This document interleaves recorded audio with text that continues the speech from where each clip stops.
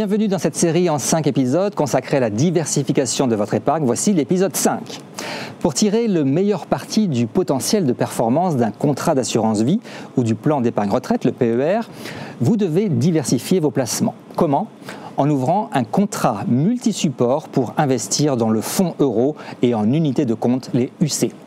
Contrairement aux fonds en euros, elles ne garantissent pas le capital, mais offrent un potentiel de rendement plus élevé. Pour sécuriser au maximum votre épargne, il est alors important de répartir vos placements entre plusieurs classes d'actifs et types de supports, mais aussi en investissant dans différents secteurs économiques ou zones géographiques. Autrement dit, le fameux adage « ne pas mettre tous ses œufs dans le même panier ».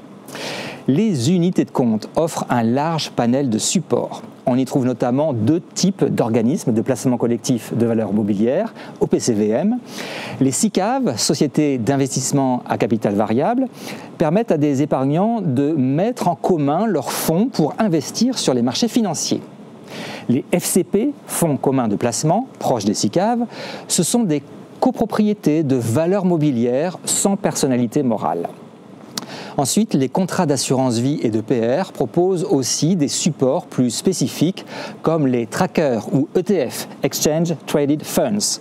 Ces fonds indiciels cotés en bourse répliquent la performance d'un indice, le CAC 40 ou encore le S&P 500.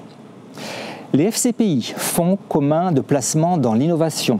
Ce sont des fonds investis dans des PME innovantes, non cotées, avec un fort potentiel de rendement. Le private equity est un investissement direct dans des entreprises non cotées, souvent via des fonds spécialisés. C'est un investissement sur le long terme. Les fonds sectoriels permettent d'investir aussi dans des secteurs ciblés comme la santé, la technologie ou l'énergie. Les fonds ESG ou ISR, investissement socialement responsable, ils sélectionnent des entreprises selon leur bon respect de critères environnementaux, sociaux et de gouvernance. Il est important de savoir équilibrer son allocation entre sécurité et dynamisme. Pour cela, vous devrez lire attentivement le document d'information clé pour l'investisseur, DICI, avant de souscrire un fonds. Ce document synthétique détaille la stratégie d'investissement, le niveau de risque, les frais et les performances passées, ne préjugeant pas bien sûr des performances à venir. Vous pouvez aussi vous faire aider d'un conseiller pour choisir la meilleure stratégie à adopter face au marché et déterminer avec justesse la part de votre épargne à exposer aux fluctuations des marchés.